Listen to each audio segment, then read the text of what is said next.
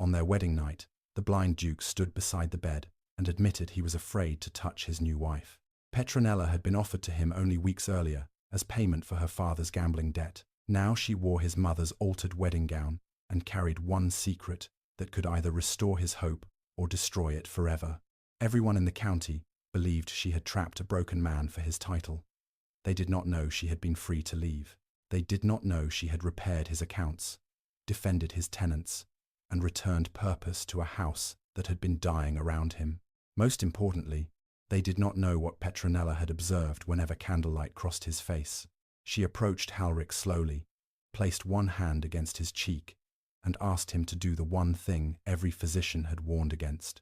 "Open your eyes," she whispered. "Do not look toward the light. Look at me." When he obeyed, the darkness did not remain completely dark.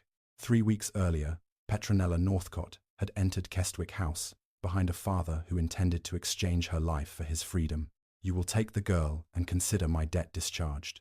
Sir Edmund Northcott delivered the proposal with the confidence of a man discussing the sale of a horse. Rainwater dripped from the edge of his coat onto the black and white marble floor of the Duke's study, forming a dark pool around his boots. Petronella stood 2 steps behind him.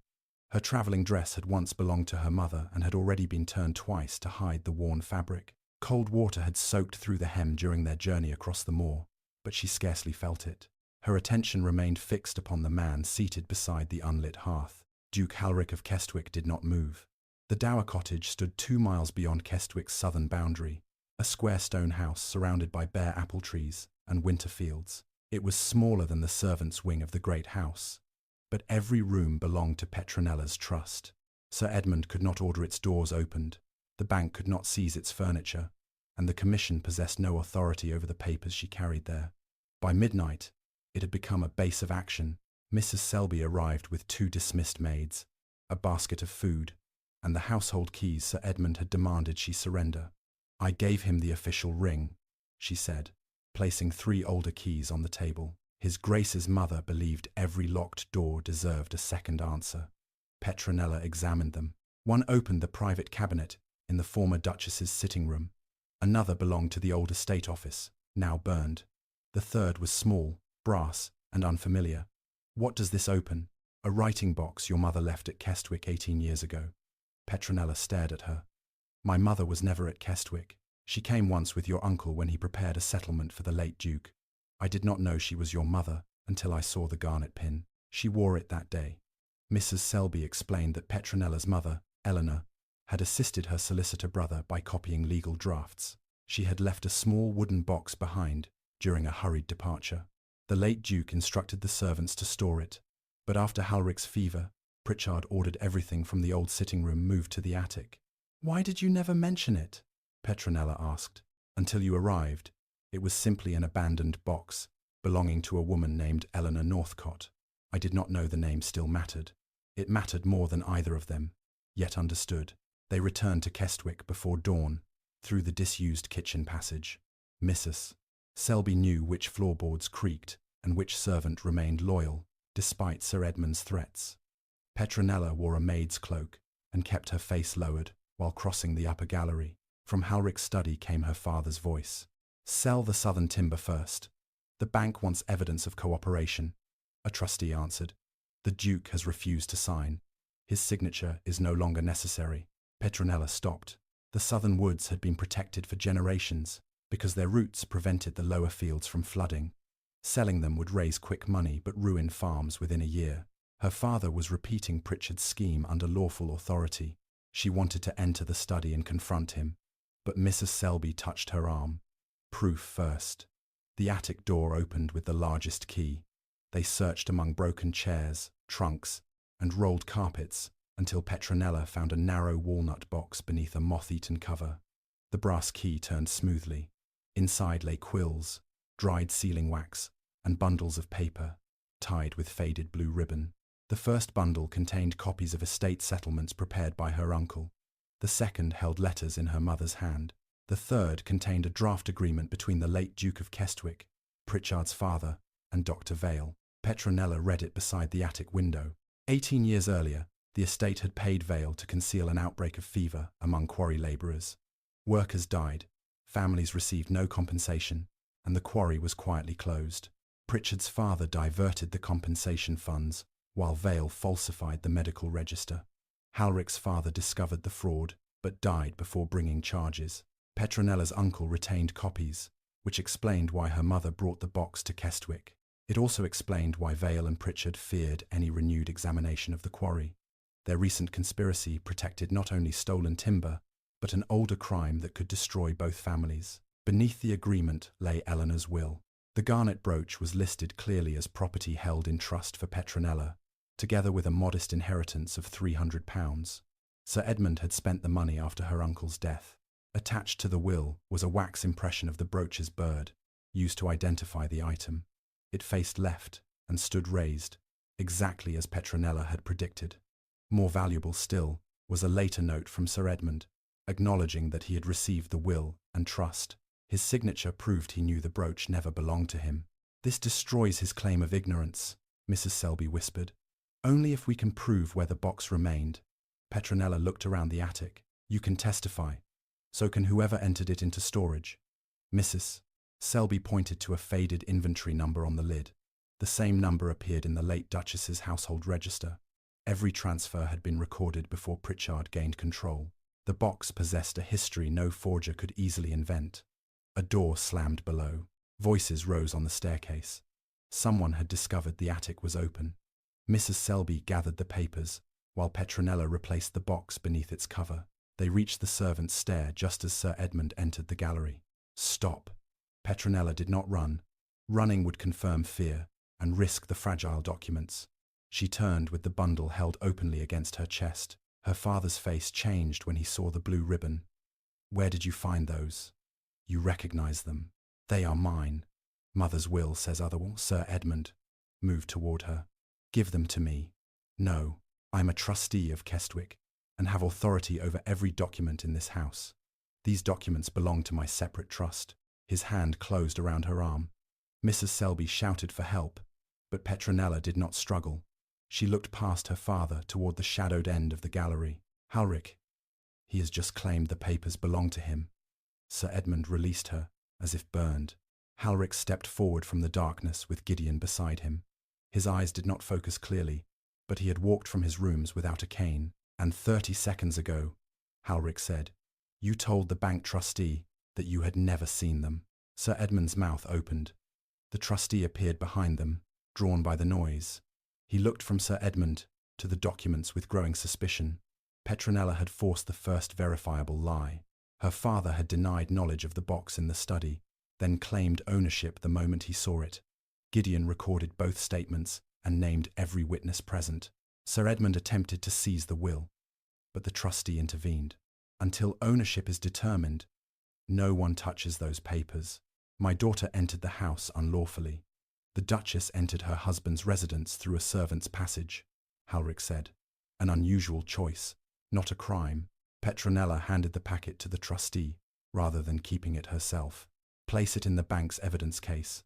Seal it with your mark, Gideon's and Mrs. Selby's. If I retain it, my father will say I altered the contents." The trustee obeyed.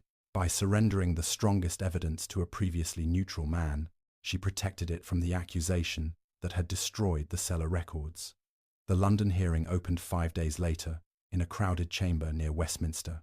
News of the blind Duke, the debtor's daughter, the forged loans, and the physician's poison had drawn politicians, bankers, physicians, and half the titled society that had refused to attend the wedding. Those who had avoided Kestwick now competed for seats close enough to witness its destruction. Petronella entered alone. Halric had arrived earlier to testify separately, preventing Vale's advocate from claiming they had coordinated every answer. Mrs. Selby, Thomas Reed, Dr. Ashcombe, the bank trustee, the rector's wife, and 3 Western tenants waited outside until called. Every witness had been separated, every document recorded, and the genuine medicine sample placed with an independent apothecary. Vale attacked first. His advocate presented the forged letter and argued that Petronella had planned the marriage before meeting Halric. Sir Edmund repeated his account of the secret meeting at the Black Swan Inn. This time, he added details. Petronella wore a green dress, Vale sat beside the fire, and she used her mother's brooch to seal the agreement before both men. The details made the lie sound real. They also made it easier to destroy. The rector's wife testified that Petronella spent the entire day and night at Street Agnes copying parish records. The register contained more than 100 entries in her hand, witnessed by the rector and 2 parish clerks. Snow had blocked the roads before noon, making a journey to York impossible. Vale's advocate suggested she could have written the letter earlier. Then Sir Edmund's detailed account of watching her seal it at the inn is false, Petronella said. The 2 stories cannot both stand. The room stirred. Next came the brooch. An engraver demonstrated that pressing Petronella's ornament into wax produced a raised bird facing left. Vale's letter showed a recessed bird facing right. What made that impression? The presiding examiner asked. A copied metal seal, the engraver answered. Someone took a wax impression from the original, carved its appearance without accounting for reversal, and used the copy as though it were the ornament itself. Thomas Reed identified the workmanship as his own. Months before Petronella arrived, Pritchard had given him a wax bird impression and ordered a small seal cut from it. He had not known its purpose. His workshop book recorded the date, dimensions, and payment. The entry had remained with his wife throughout his imprisonment. Sir Edmund's account collapsed further when Eleanor's will was opened. It proved he had possessed a wax impression of the brooch for years and had acknowledged receiving it. The copied seal could only have originated with him. Petronella then presented the old quarry agreement. Vale's motive emerged clearly. Halric's renewed investigation threatened to uncover the suppressed deaths, the stolen compensation, and decades of fraud. Maintaining his blindness allowed Vale and Pritchard to control which records reached him. The blue medicine had not begun as part of a marriage plot. It began 2 years before Petronella entered Kestwick. Dr. Ashcombe testified regarding the solution, followed by the independent apothecary, who confirmed it was dangerously concentrated and capable of prolonging severe visual impairment. Vale claimed Petronella had created the sample. The apothecary then produced manufacturing records, showing the unusual blue glass bottles had been ordered by Vale in batches for 18 months. A village carter identified Pritchard as the man who collected them. The bank representative traced the loans through the York account into payments for timber wagons, Vale's cottage, Sir Edmund's new annuity, and the private purchase of a ship passage to France, scheduled 3 days after the original commission. The conspirators had planned to leave before the estate collapsed. By afternoon, only one question remained. Who had written the forged letter? The handwriting matched Petronella's too closely to be explained by ordinary imitation, and Vale insisted she had written it regardless of the false date. Petronella requested that Pritchard be brought forward. He entered under guard, thinner than before but still defiant. "You told the commission that I can imitate any hand after seeing it once," she said to her father. "Do you maintain that claim?" Sir Edmund hesitated, sensing the trap. "It is true. Then handwriting alone cannot prove authorship. Yours possesses particular habits, such as the long final stroke beneath your name, the open loop in the letter P, the way you place a dot slightly to the right." Petronella placed 3 pages on the evidence table. One was Vale's forged letter. One was a passage she had copied that morning under observation. The third was the anonymous note ordering her to bring the medicine to the toll house. "Identify which I wrote." Sir Edmund pointed to the first and second. "Those 2. You are certain?" "Entirely." Petronella turned to Pritchard. "And you?" He studied them longer. "The same." She asked the examiner to open Thomas Reed's workshop ledger to a page dated 8 months earlier. Between payments for tools and wax appeared a small expense authorized by Pritchard, 12 guineas to Miss Clara Vane for copying services. Gideon had traced Clara Vane to a lodging house in York. She had vanished the morning Vale was arrested, but the landlady preserved a box she left behind. Inside were dozens of practice pages covered in Petronella's handwriting, copied from the estate letters Pritchard had removed from Kestwick. The anonymous toll house note and Vale's forged letter had both been written by the same paid copyist. "Where is Clara Vane?" the examiner asked. Petronella looked toward the chamber door, waiting outside, under protection. "But before she enters, I request one final question be put to Dr. Vale." Vale was brought to the evidence table. Petronella placed the forged letter before him. You testified that I handed you this page at the Black Swan Inn and sealed it in your presence. You did. Then tell the court what color wax I used. Vale glanced at the red seal attached to the page. Red. And was the writing already complete? Every word. Did anyone alter it afterward? No. Petronella nodded to the examiner. Please turn the letter over and hold it toward the window. Light passed through the paper, revealing the stationer's watermark. It bore a crown above the year 1817. The letter was dated 1816. The paper had not yet been manufactured on the day Vale claimed to receive it. A stunned silence filled the chamber. Vale stared at the watermark. Sir Edmund closed his eyes. Petronella had forced them to swear publicly to an impossible date, an impossible meeting, and an impossible seal. The examiner ordered Clara Vane brought in. The chamber doors opened, and a veiled woman stepped forward carrying the missing York medicine sample and Dr. Vale's original account book. He had heard the study door open. He had recognized Sir Edmund's harsh breathing and the faint rattle of unpaid gaming markers inside the man's pocket. He had also heard the lighter footsteps following him, followed by a breath quickly swallowed. The second person was trying not to cry. Halric turned toward that sound instead of the debtor's voice. I offered to forgive part of what you owe, he said. I did not offer to purchase your daughter. She is 19, educated, and unmarried. Sir Edmund spoke more quickly now, mistaking the Duke's restraint for interest. You require a wife, Your Grace. Every man in your position does. Petronella reads French and Latin. Her handwriting is excellent, and she knows enough music to entertain a household. A blind gentleman could hardly ask for a more convenient companion. A blind gentleman. The phrase struck Halric with the same polished cruelty as all the others. Unfortunate man, tragic, invalid, ruined Duke. 2 years earlier, a fever had taken his sight in less than a week. Before it, he had ridden across 40,000 acres without a guide, read estate reports by candlelight, and recognized every tenant who approached him. Afterward, he had been forced to learn his own house through the number of steps between doors. The county called him the blind Duke. Some said the illness had also disturbed his mind. Others claimed Kestwick House had been cursed because its master could no longer see the land he possessed. Halric had permitted the rumors to grow. Fear kept visitors away more effectively than locked gates. Now, Sir Edmund believed that blindness had made him desperate enough to accept a human being as settlement for a debt. Leave my house, Halric said. Sir Edmund gave a nervous laugh. Your Grace, perhaps you did not understand. I understood you perfectly. She can read aloud to you. Halric's fingers tightened against the arm of his chair. Do not. Papa. Petronella's voice was low and unsteady, but it did not break. Sir Edmund turned sharply.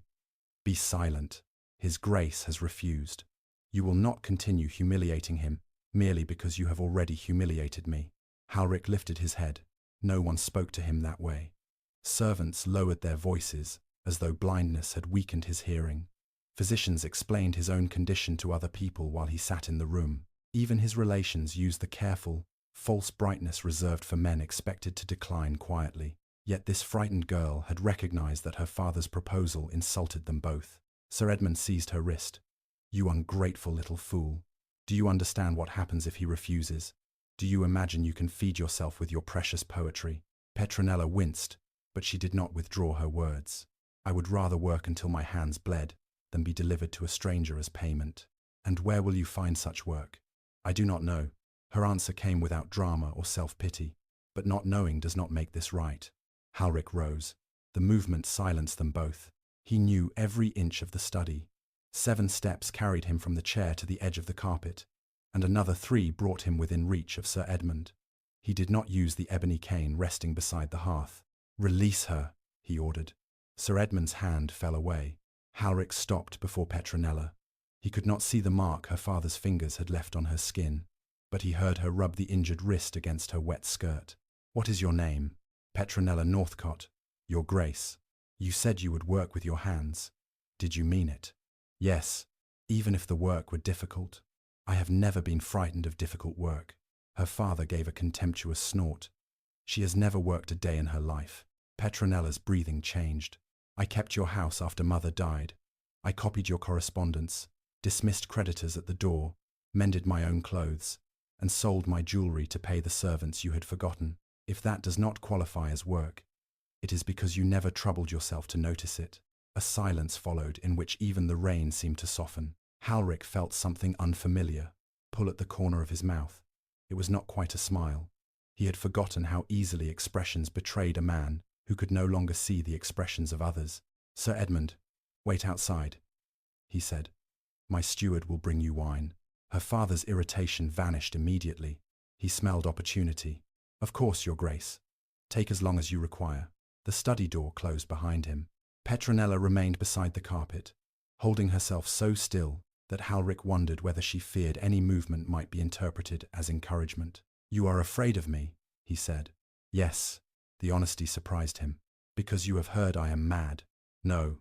"Because I am blind?" "No, Your Grace." "Then why?" "Because you are the most powerful man in 3 counties, and I am a penniless woman whose father has just attempted to sell her. I do not know what you will decide. If you send us away, he may be imprisoned, and I will have nowhere to live. If you accept his proposal, I do not know what you will expect from me. That is why I am afraid. Your eyes have very little to do with it." Halric said nothing. For 2 years, everyone had treated his blindness as the central fact of his existence. Petronella had dismissed it as the least important danger in the room. "There is a chair near the window," he said at last. "2 steps to your left." She found it and sat. The old fabric of her dress whispered against the upholstery. "Your father claims you read Latin. My mother taught me. French as well. And poetry, when we still owned books. What happened to them? My father sold them. To provide food. To cover a night at the card table." She spoke without bitterness. It was merely a fact she had long ago grown tired of grieving. "I tell you this because if you are considering what he proposed, you should know precisely what comes with me. I have no dowry and no family connection that could benefit you. My father's name is a warning in every respectable household. I possess a small education, an unfortunate habit of speaking plainly, and nothing else. You possess courage." Petronella's breath caught. "Courage does not purchase bread." "No, but it has purchased many things less common." Halric turned toward the tall windows. He remembered the view beyond them, the moor rising above the valley, the river bending silver between the trees, and the pale line of the northern hills. Now rain against glass was the only landscape left to him. "If I accepted your father's proposal," he said, "what would you want from the arrangement?" The chair creaked as she leaned forward. "You cannot be serious." "I am asking a question, Miss Northcott." Petronella remained silent for so long that he wondered whether he had frightened her beyond speech. "I would want to be useful," she said finally. "Not displayed as an ornament, and not kept as a reader, because everyone assumes a blind man requires constant entertainment. I would want to learn the estate, assist with the accounts, listen to the tenants, and tell you the truth when others would rather flatter you. You believe I require another person's eyes. I believe every powerful man requires someone willing to describe what he refuses or is unable to see. Your condition merely makes the need more obvious." Again, that nearly forgotten smile threatened him. "And what would you want for yourself?" "To matter," she whispered. "Not merely to be endured because my father made me convenient." Halric stood with one hand against the cold window. This young woman had unknowingly named the very thing he had ceased allowing himself to desire. He had not wanted a nurse, a companion, or a dutiful wife who would regard marriage to him as charitable martyrdom. He wanted someone who could remain in the darkness without pretending it was light. "Your father's debt is forgiven," he said. Petronella rose abruptly. "Whatever you decide, he owes me nothing. You may leave tonight with no obligation to me." "I do not understand." "You will stay at Kestwick for 7 days as my guest, if you wish. Learn the house and learn the man. At the end of that time, you may refuse me and depart freely. And if I choose to remain, then I will ask you to become my wife, not my purchase, my nurse, or my father's settlement. My wife." She made a small sound that might have been a sob. Halric turned toward her, wishing with sudden, painful force that he could see her face. Beyond the windows, the rain began to ease. "What does the sky look like?" he asked. Petronella moved nearer to the glass. "It is grey," she said, "but there is a narrow line of gold above the moor, where the clouds are breaking."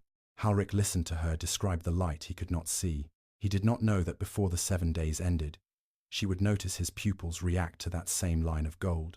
Nor did he know that someone else in Kestwick House had already discovered the change and intended to make certain the blind Duke never saw clearly again. The person who knew was Dr. Silas Vale, the physician who had treated Halric since the fever. He arrived at Kestwick the following morning, carrying a black leather case and the quiet authority of a man whose instructions had gone unquestioned for years. Petronella met him in the entrance hall as Mrs. Selby, the housekeeper, helped remove his damp coat.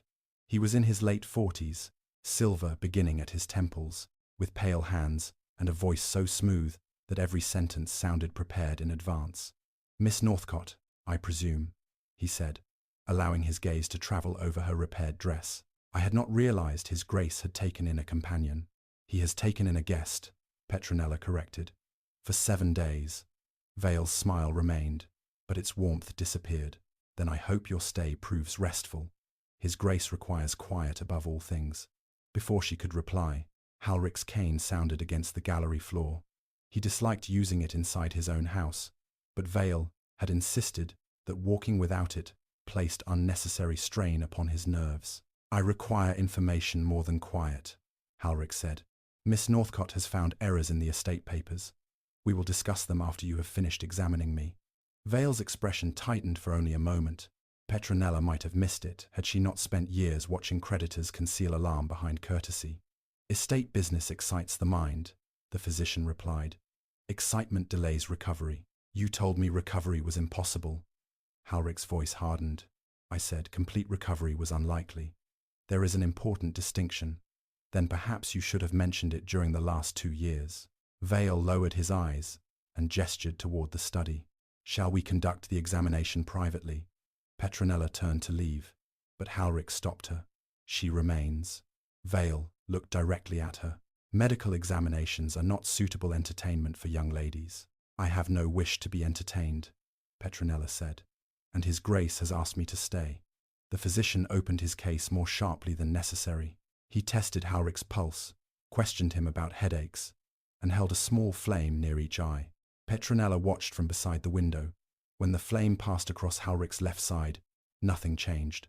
When it approached the right, his pupil narrowed. The movement was faint but undeniable. Vale immediately withdrew the candle and placed it behind him. "No improvement," he announced. Halric's jaw tightened. "I thought I sensed warmth." "Sensation is not vision. The mind often invents what it has lost." Petronella stared at the physician. Did his right pupil not respond? Vale turned slowly. "Are you trained in medicine, Miss Northcott?" "No." "Then I suggest you do not mistake ordinary muscular movement for recovery." Was it ordinary? The room became silent. Halric tilted his head toward them. "Answer her." Vale closed his case. There was a minor reflex. "Your Grace, it has no practical significance and may vanish if the eye is overtaxed. You must avoid bright light, reading attempts, and emotional agitation. Continue taking the drops I prescribed each evening." "What are they made from?" Petronella asked. Vale's composure cracked for the first time. "Belladonna in a carefully controlled preparation. It reduces pain and prevents spasms." "Does it also widen the pupils?" "Among other effects." "Then how can you measure whether his eyes respond naturally while he is using it?" Halric turned toward Petronella. Vale clicked the brass clasp of his case shut. "A few mornings in a country house have given you remarkable confidence. Poverty teaches a person to ask what expensive men prefer not to explain." "Enough," Halric said, though there was no anger toward her in his voice. "Vale, leave the bottle and written instructions. I want the exact dose recorded." "That would be unwise." It was not a request. Vale placed a small blue bottle on the desk. A white label had been tied around its neck with black thread, but Petronella noticed that the knot looked newly fastened, while the paper itself was stained and old. Vale bowed and departed, taking his case with him. His footsteps remained measured until he reached the corridor. Then they quickened. Halric waited for the door to close. "You made an enemy before breakfast?" I asked him 2 questions. "With you, I suspect that is often enough." Petronella moved to the desk but did not touch the bottle. "Did he always examine you with the curtains nearly closed?" "He says strong light damages the optic nerve." "And have the headaches improved since you began using those drops?" Halric considered this. "They were not severe at first. They became worse several months later." Did you tell him? He increased the dose. Her unease deepened, but she knew better than to make an accusation she could not prove. Her father had blamed servants, tradesmen, and relatives whenever money disappeared. He had taught her through his failures that suspicion without evidence was merely another form of recklessness. I am not saying Dr. Vale has harmed you, she said. I am saying his conclusion did not match what I observed. What did you observe? Your right pupil contracted when the candle approached. He saw it as well. That is why he moved the light away. Halric's hand found the edge of the desk. For one unguarded second, hope transformed his face. Then he crushed it beneath caution. I have imagined changes before. A pale shape at a window, a glow around the fire. Once, I believed I could see my own hand. Each time it disappeared. Then we will not call this recovery. Petronella lifted the bottle by its thread. We will call it a question. That afternoon, she read the estate reports aloud in the small parlour. The official ledgers claimed the Western farms were prosperous, the mill was properly maintained, and every tenant's roof had been inspected before winter. Yet 3 petitions tucked among ordinary correspondence told a different story. One described rain falling directly into a child's bed. Another reported that the mill wheel had stopped twice because the channel was clogged. A third begged for an extension on rent after sheep died in a flooded lower pasture. All 3 carried marks showing they had been received months earlier, but none had been entered in the steward's response book. Who manages the Western properties? She asked. Mr. Pritchard. The same steward who summarized these accounts. Yes. Then, either he does not read his own correspondence, or he hopes you cannot compare it with his reports. Halric's expression became still. Send for him. Pritchard arrived before sunset. He was a broad man with a polished waistcoat, an expensive watch chain, and the aggrieved manner of someone who considered questions an insult. Petronella sat beside the escritoire, with the 3 letters before her. Halric remained near the fire, his cane resting untouched against the chair. Miss Northcott has found several petitions that received no answer, he said. Explain. Pritchard looked at her and smiled with immediate contempt. Tenants complain whenever rain falls. Your Grace, if we repaired every cottage at the first mention of a leak, the estate would bankrupt itself before Christmas. Petronella unfolded the first letter. The tenant wrote again, after part of the ceiling collapsed. An exaggeration. The parish paid for a carpenter to brace the beam. Pritchard's smile weakened. You have been making inquiries. I spoke to the rector when he delivered the weekly post. Without authority, a question does not require a seal. Pritchard turned to Halric. Your Grace, with respect, this young woman has been here scarcely a day. Estate management is not an amusement for guests. Neither are collapsing roofs, Halric replied. Why was no repair ordered? Pritchard shifted his weight. Petronella watched his left hand close over the watch chain. Funds were limited. The ledger records £400 for winter maintenance. Materials have become expensive. Then where are the invoices? Petronella asked. In my office. I examined the packet you sent. There are invoices for timber, slate, nails, and labour, all marked paid. Pritchard's hand stopped moving. Then the repairs must have been completed. The tenant says they were not. The tenant lies. The rector saw the broken roof. Then the rector is mistaken. Halric rose. Bring every original invoice to this room tomorrow morning. You will also bring the foreman who signed them. Pritchard's face reddened. Your Grace, I must protest this treatment. Your late father trusted my family for 30 years. My father could see the accounts placed before him. You have relied upon the belief that I cannot. Pritchard looked toward Petronella with naked hostility. I see how matters stand. No, Halric said. You see how they begin to stand. Tomorrow will determine whether you remain employed. After the steward left, Petronella released a breath she had been holding. Halric heard it. Were you afraid? Very. You did not sound afraid. Courage is not the absence of fear. It is deciding that something else matters more. Your mother taught you that? No. My father did, though not intentionally. Mrs. Selby entered with tea and paused when she saw the scattered papers. She had served Kestwick since Halric's childhood and possessed the rare gift of expressing disapproval without moving any visible feature. Mr. Pritchard departed in considerable haste, she observed. He has been asked to provide invoices, Petronella said. Then I should not expect him before noon. He moves slowly whenever required to produce paper. Halric turned toward the housekeeper. You suspected him? I suspected the cottages had not repaired themselves, Your Grace. But Mr. Pritchard informed me that household servants had no business questioning estate officers. Why did you not come to me? Mrs. Selby's eyes filled with an old, carefully contained sorrow. I tried during the first winter after your illness. Dr. Vale said, such concerns distressed you, and Mr. Pritchard told the staff that all estate matters were to pass through him. After 2 footmen were dismissed for bringing tenants' letters upstairs, the others learned obedience. Halric gripped the mantle. His blindness had not merely prevented him from reading the estate reports. It had allowed other men to decide which truths were permitted to reach him. No member of this household will be dismissed for speaking honestly to me again, he said. If Pritchard attempts it, he leaves instead. Mrs. Selby bowed, but relief softened her face. I shall inform the servants. Before withdrawing, she looked at Petronella with something warmer than courtesy. It was the first sign that the house had begun to accept her. When they were alone, Halric said, You told me yesterday that you wished to matter. You have been here one day, and have already uncovered neglected tenants, silent servants, and a physician who does not enjoy being questioned. That is not necessarily a recommendation for marriage. It may be the strongest one I have ever heard. She tried to laugh, but the sound caught in her throat. For an instant, she pictured what remaining might mean. Rooms that were safe from creditors, work that possessed purpose, and a man who listened when she spoke. Then she remembered her father's hand closing around her wrist, and her mother's warning never to trade one form of captivity for another. I will help with the accounts during the 7 days, she said, but I will not promise anything because you are grateful. Halric's expression sharpened. You believe I might confuse usefulness with affection. Men often confuse possession with affection. My father did. I am not your father. Then you will understand why I must learn that through your actions rather than your title. The words could have offended him. Instead, he inclined his head. That is fair. He reached across the table, searching for the blue medicine bottle. Petronella moved it beyond his fingers. Not tonight.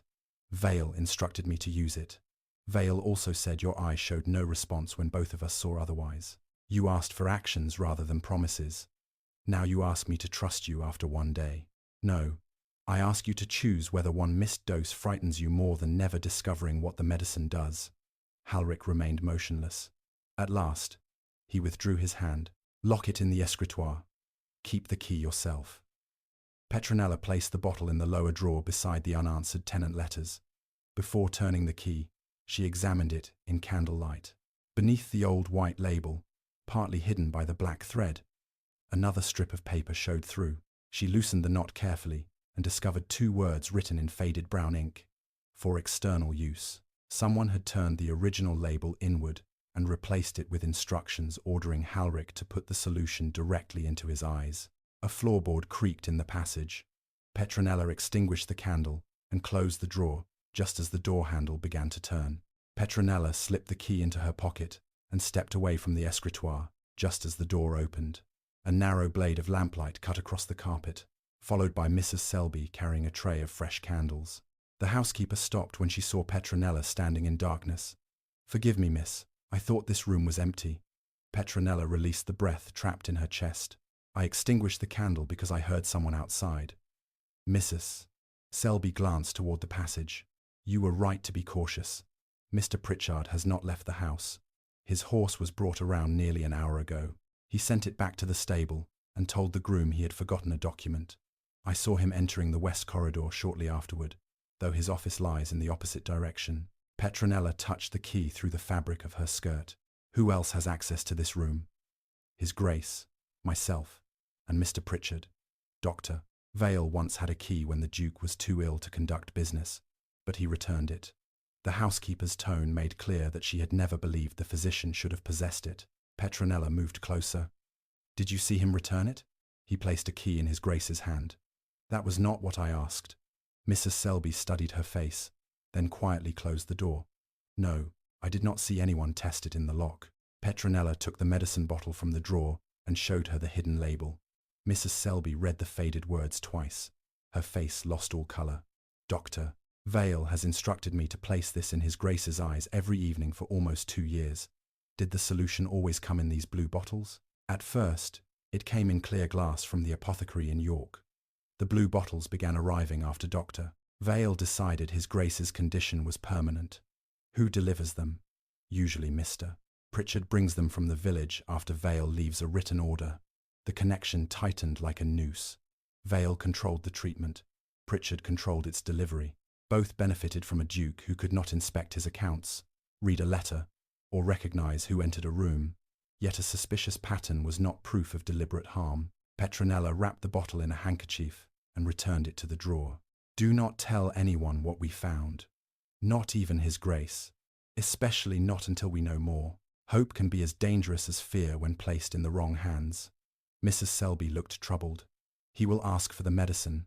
Give him distilled water tonight. Use a clean bottle and tell him I requested it. If he becomes angry, send him to me. The housekeeper almost smiled.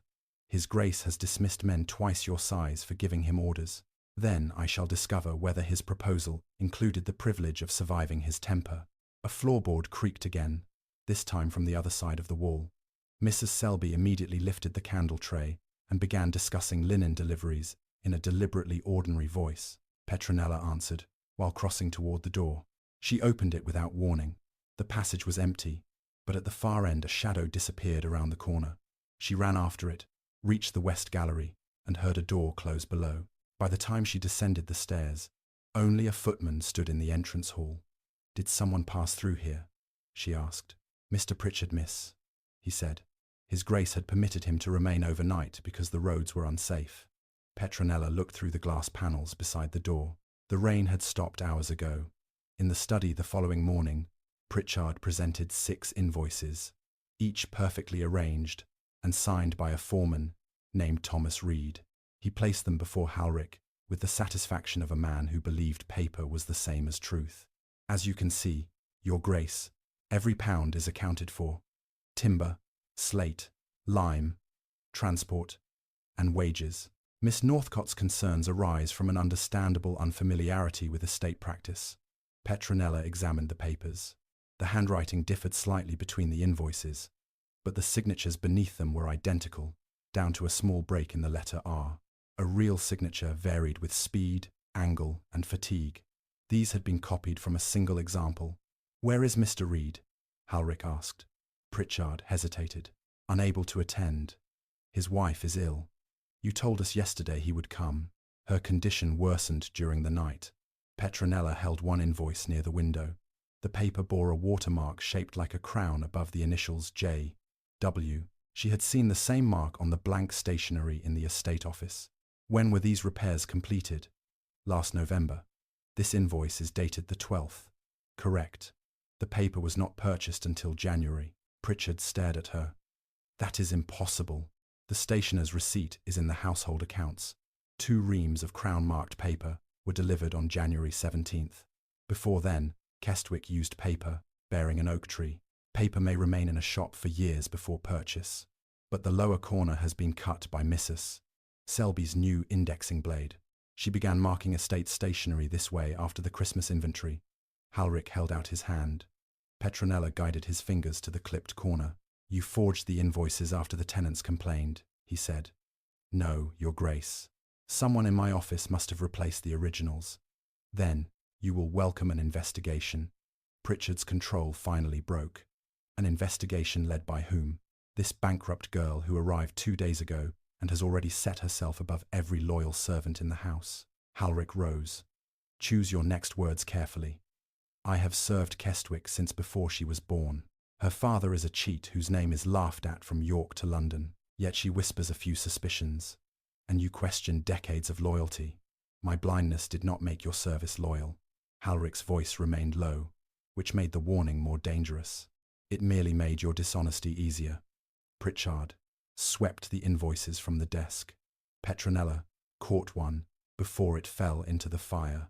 You will leave your keys and remain away from the estate office until I decide otherwise. Halric ordered. Mr. Gideon will examine every ledger under your control.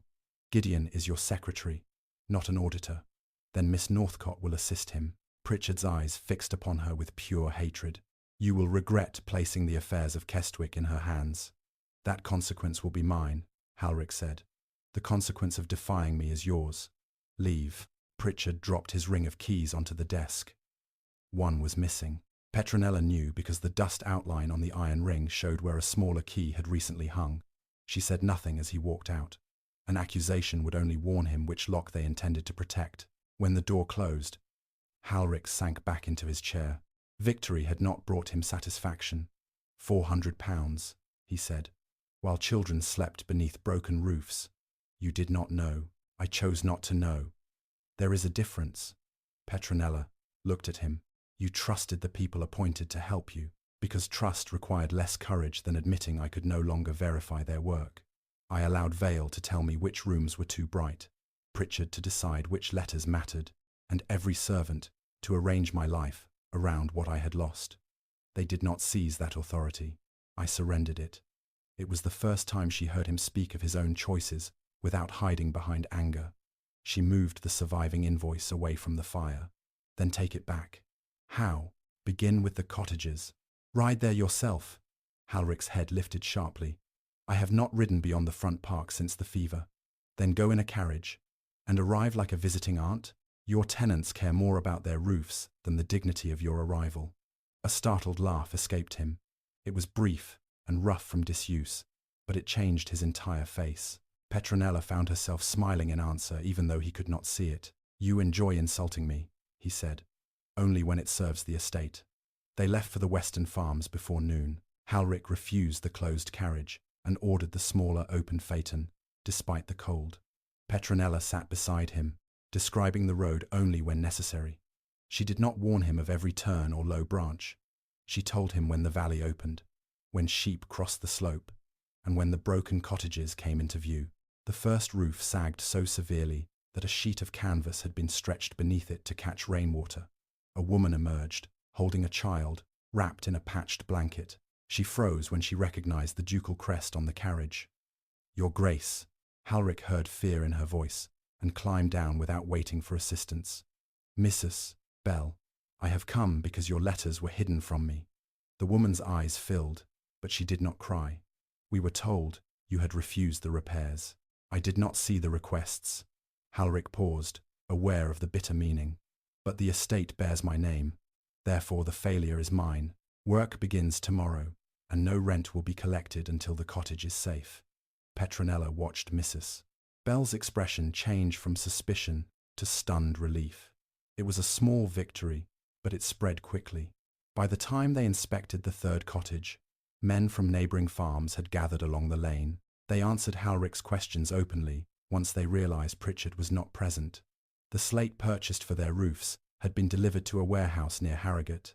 Timber charged to Kestwick had gone east in wagons bearing a merchant's mark none of them recognized.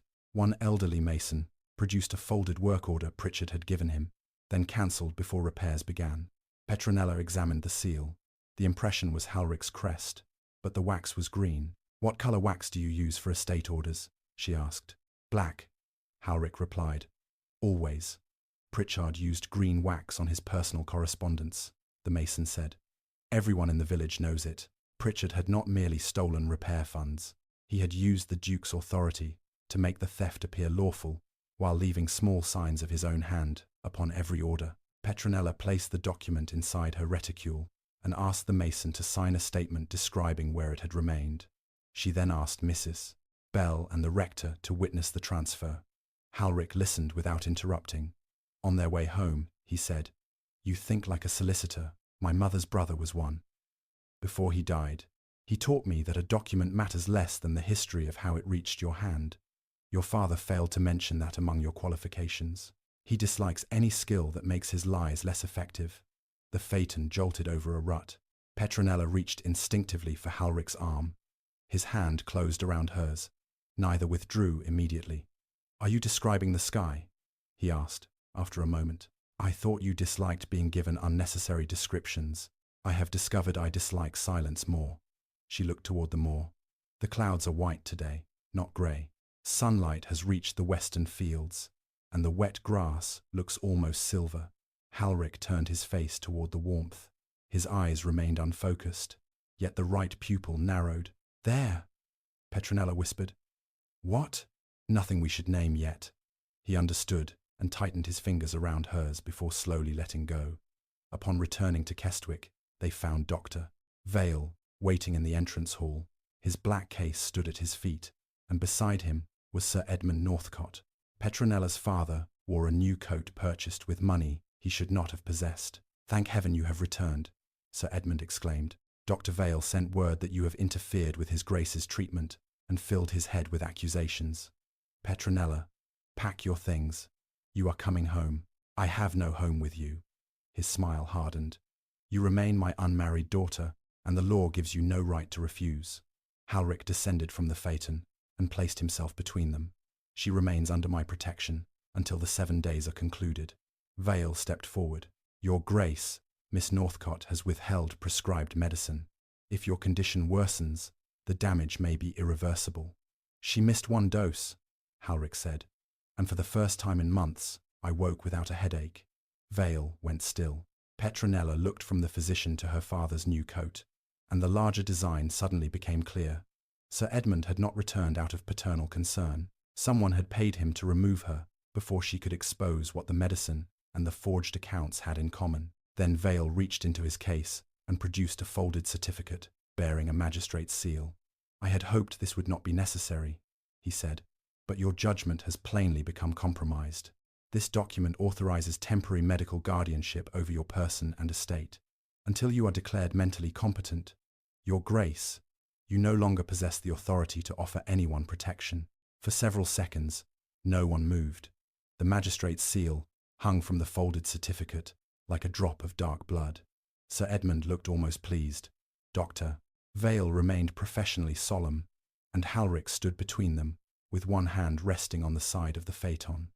Petronella saw the blow land in the slight change of his posture. For 2 years, people had treated him as incapable. Now they had placed that judgment into writing and expected a blind man to surrender because he could not read the words himself. "Give the document to me," Halric said. Vale did not move. "It would be kinder to discuss this inside. You have entered my house, carrying an order that supposedly removes my authority. I will hear it now." Vale unfolded the certificate. "A petition has been lodged concerning your mental condition. It records persistent isolation, violent outbursts, refusal of medical treatment, and increasing dependence upon an unknown young woman whose family has a documented history of fraud. Until a formal inquiry can be conducted, I have been asked to supervise decisions affecting your health and property." "Asked? By whom?" Petronella said. "People with a legitimate interest in protecting His Grace." "Names?" Vale glanced at Sir Edmund. "Your father has testified that you intend to exploit the Duke's condition." Sir Edmund lifted his chin. "I only told the truth. She has always been ambitious. Her mother filled her head with foolish ideas about rising above her station." Petronella felt the old wound open, but she refused to let him see it. "Yesterday you were willing to trade me for a cancelled debt. Today you claim to fear for the man you offered me to. Yesterday, I did not know how quickly you would poison his mind against his loyal servants." Halric turned toward him. "You will not use that word carelessly in this house." Vale placed one calming hand upon the physician's case. "No one has accused Miss Northcote of administering poison." "Not yet," Petronella said. The physician's eyes met hers. The silence between them confirmed more than his answer could have done. She extended her hand. "Let me examine the certificate. You have no standing in this matter." "Then read every line aloud." Vale began with the formal language at the top, but Petronella stopped him after the first sentence. The order referred to Halric as Henry Alaric Westcott, Duke of Kestwick. His legal baptismal name, however, was Halric Edmund Westcott. She knew because she had copied it from the estate settlement the previous morning. "You have named the wrong man," she said. Vale's composure flickered. "A clerical mistake. A clerical mistake in an order removing a duke's control over 40,000 acres. The identity is unmistakable. The seal is not." Petronella stepped closer. Her uncle had once shown her how a true magistrate's seal left an impression deep enough to raise the paper beneath the wax. This seal sat flat against the certificate, its design blurred at the edges, as though pressed from a copy. and no magistrate can quietly transfer the management of a peer's estate merely because his physician dislikes being questioned. Such a declaration requires sworn examinations and a formal commission. Where are the witnesses? Where is the notice? Where is the authority from the Lord Chancellor? Sir Edmund's confidence vanished. Vale folded the certificate too quickly. You presume to interpret law after reading a few old books. Then take the document to the county solicitor and let him interpret it. Halric's voice was colder than the stone beneath their feet. Gideon will accompany you. If the order is valid, I will obey every lawful restriction. If it is not, the person who manufactured it will answer for forgery. Vale's hand tightened around the paper. The solicitor is away. He returned from York yesterday, Petronella said. His carriage passed us near the Western Bridge. For the first time, Vale had no prepared reply. Sir Edmund looked at him in alarm. You said it was settled. The words escaped before he could stop them. Vale turned so sharply that his expression became a warning. Petronella seized the moment. What was settled, Papa? Nothing. How much were you promised? How dare you? Your coat is new. Your boots have been polished by a servant. And the gold pin at your neck belonged to Mother. You claimed it had been lost years ago. Either you found money this morning, or someone found it for you. Sir Edmund covered the pin with his hand. Petronella remembered her mother wearing it on Sundays, a small garnet set inside a circle of seed pearls. She had believed it sold with the books. Seeing it now upon her father's cravat hurt more deeply than she expected. He had preserved one valuable object through years of ruin, only to wear it while helping strangers accuse his daughter. Petronella, Halric said quietly, hearing the change in her breathing. I am well. She was not, but there was no safety in admitting weakness before these men. Vale placed the certificate inside his case. A formal commission can still be requested. Your Grace has dismissed a trusted steward after listening to a woman he barely knows, refused essential medicine, and exposed himself to cold despite clear instructions. These are not the actions of a rational man. I inspected families who were living beneath broken roofs, Halric said. If compassion is now proof of madness, every sane man in this county should be ashamed. You have become emotional. No, I have become informed. Vale stepped toward him. Your father entrusted me with this family's health. I stood beside your bed while the fever nearly killed you. I remained when everyone else believed you would die, and because of that, I allowed you to rule my life long after the fever ended. Halric extended his hand. Leave the certificate. I cannot. Then you will not leave with it. Gideon appeared at the gallery entrance with 2 footmen. He had heard enough to understand the command.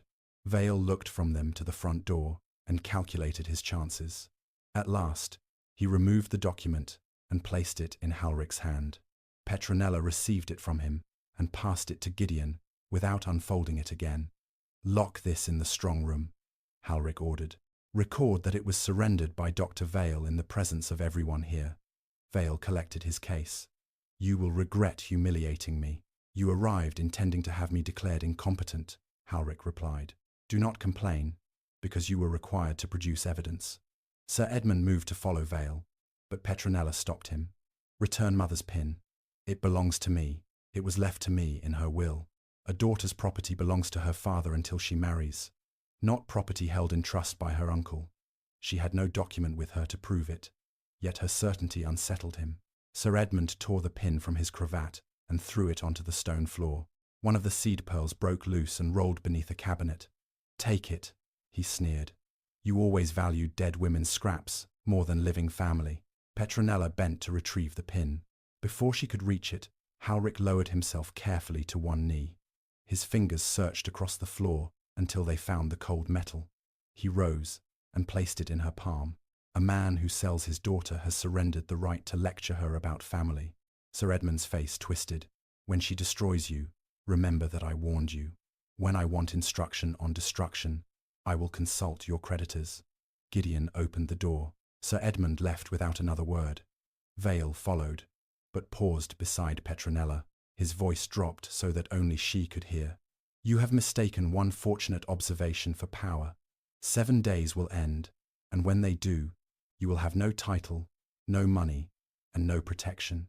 Consider carefully whether the Duke's sight is worth the cost of your own future. Petronella looked directly into his pale eyes. That sounded very much like a confession. It was advice. Then I advise you not to return without witnesses. He departed. Only when the door closed did her hands begin to tremble. She pressed them against her skirt, but Halric heard the faint movement. He threatened you. He attempted to. What did he say? That helping you would cost me my future. Then the 7-day arrangement ends now. Petronella stared at him. You are sending me away? No. I am removing the deadline. Remain as long as you choose. With no expectation of marriage. Rooms will be provided, and an allowance placed in trust beyond your father's reach. If you leave tomorrow or next year, you will not leave destitute. The offer struck her with such force that she could not speak. Halric had just been accused of surrendering his judgment to her, yet his first response was to give her greater freedom, not demand loyalty. Why? She asked. Because Vale was right about one thing. At present, you possess no protection except my word, and my enemies have demonstrated how easily they intend to challenge it. I will not let your safety depend upon whether I remain powerful. Petronella closed her fingers around the damaged pin. And if I refuse the allowance, then you will injure my pride considerably. Your pride has survived worse. Barely. She laughed despite herself. The sound softened something in him.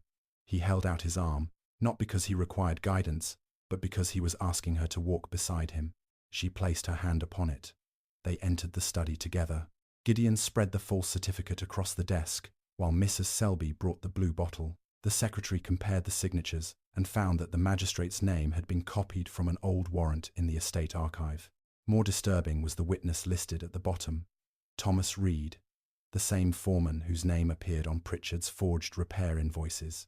Either Reed has signed 2 false documents, Gideon said, or someone is using his name because he cannot object. Find him, Halric ordered, quietly. There is something else. Thomas Reed has not been seen in the village since December.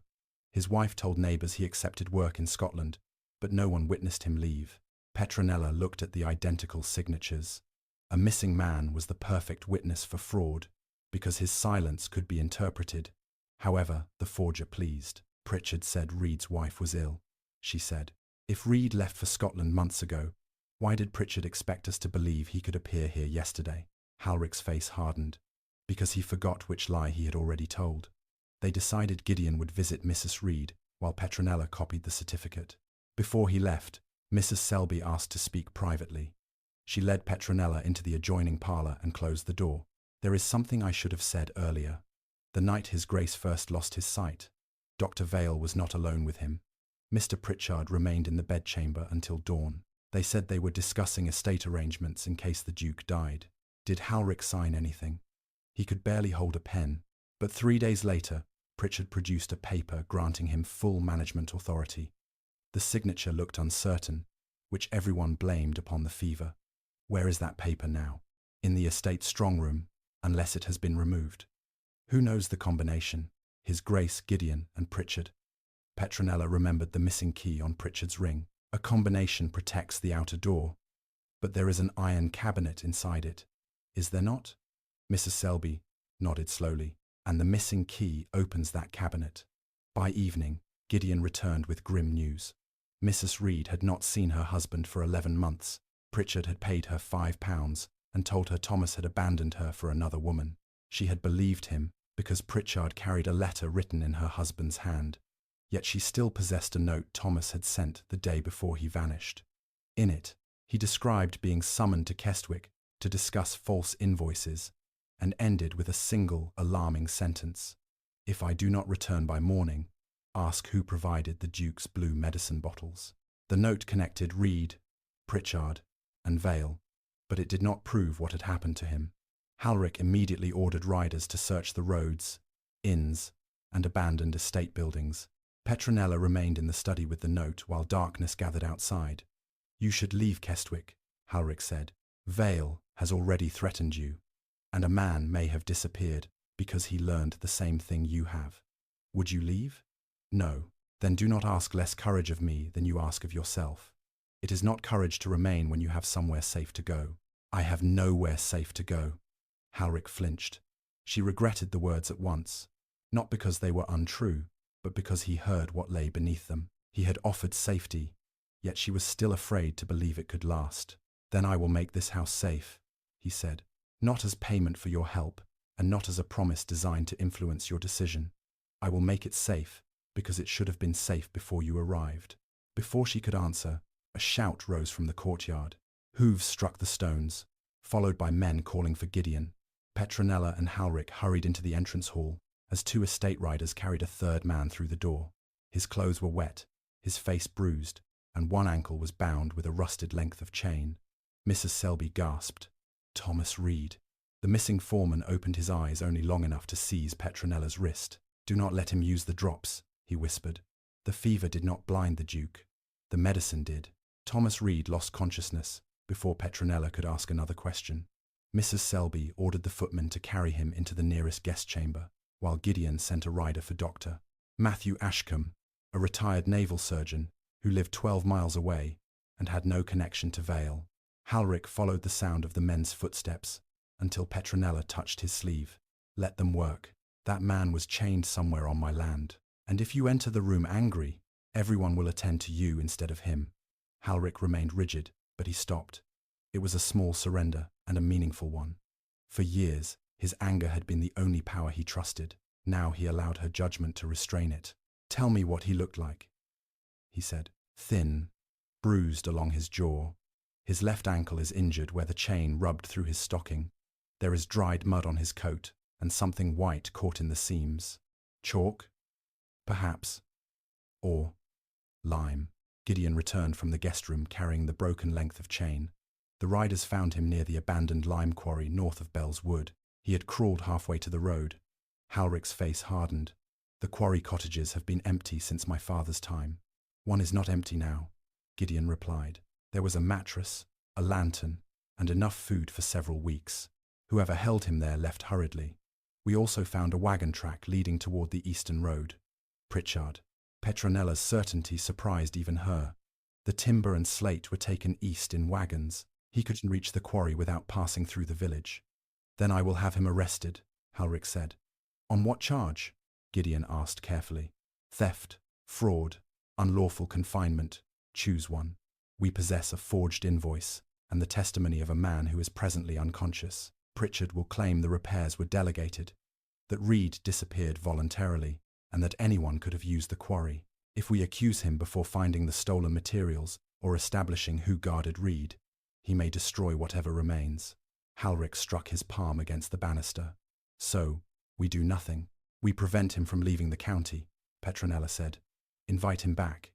Both men turned toward her. "Tell him the misunderstanding has been resolved," she continued. "Say the original invoices were discovered and that you regret dismissing him in anger. If he believes the evidence has vanished, he may return for the document hidden in the strong room." Halric's expression became unreadable. "You want me to apologize to a man who may have imprisoned Reed. I want him inside a house where we control the doors. And if he realizes it is a trap,